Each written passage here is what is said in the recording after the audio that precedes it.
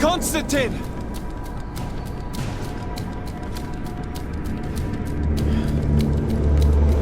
Restrain him!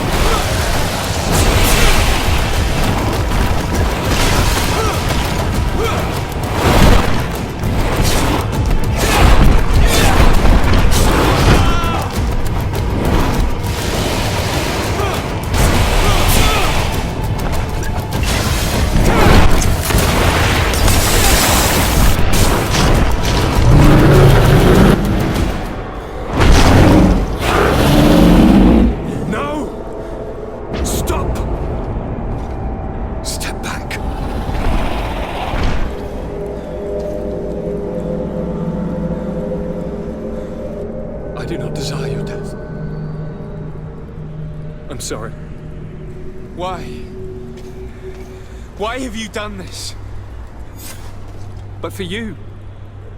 For us. So that we may live free at last. This makes no sense. Constantine, it's madness. You don't understand because you're still attached to the old world. This old, dying world which, to survive, has betrayed, used, and manipulated us and would not have hesitated to kill us. Perhaps, but I've seen death, cousin. And I understood the vanity of it all. My father's ruses just so he could earn more power. The political bowing and scraping to preserve corrupted nations. I have been offered unrivaled power, allowing me to get rid of this. To send the old world back to its inevitable death and to build something new here. Something unique. And this new world is my gift to you. You and I could be its new gods, the immortal and benevolent monarchs. He himself is the incarnation of the old world he is speaking of. He has its vices and its poison. For his own immortality, he's prepared to destroy everything around him, to break millennia of cycles. I implore you, flesh of my land, think of all the lives that will come to an end to feed his pride. Don't listen to this old god. He's like all the others, after all, clinging to life. All you have to do is to bind yourself here, with me, and we will be gods together, forever.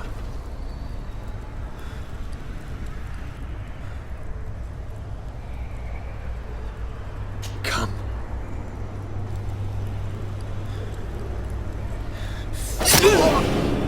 Oh, what a shame.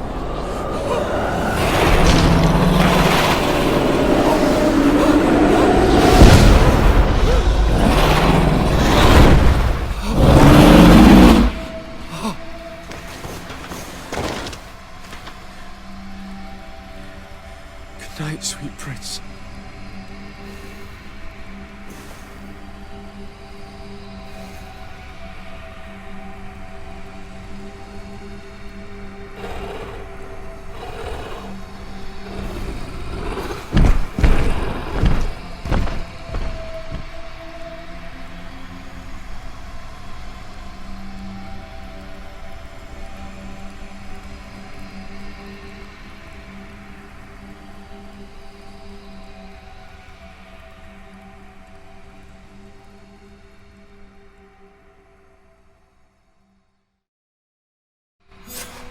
Once Constantine had fallen, Deirdre kept her promise.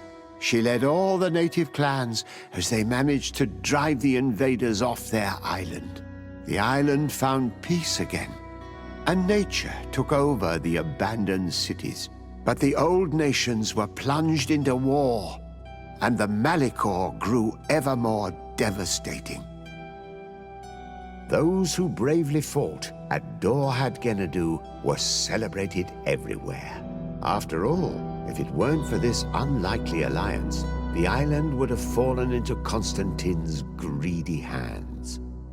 Sieglinde took Kurt as an advisor, but he insisted on keeping his place alongside his former student and friend, watching his back, as he always had. Siora obtained the title of Marl of the Red Spears alongside her twin. She leads them with wisdom, but often reunites with the one she still calls her Karants. Afra set aside her weapons and went back to her research on the native culture and flora of the island. It is said that she is even writing a book with the help of Dunkasi's clan when not visiting her friends. For his bravery, Vasco was awarded the rank of commander. He now travels the sea at the head of a whole fleet, but he often comes back to visit his brother-in-arms. Petrus's ambitions have finally been fulfilled. he obtained the much-coveted title of Cardinal. Despite the responsibilities implied by such a title, he still sometimes visits the one he calls his child. Despite the help Ulan received, which allowed him to restore the importance of the seaside Nemeus, he still had to renounce the role of Marl as he faced the contempt of the other clans. After driving off the settlers, Deirdre started destroying what they had built.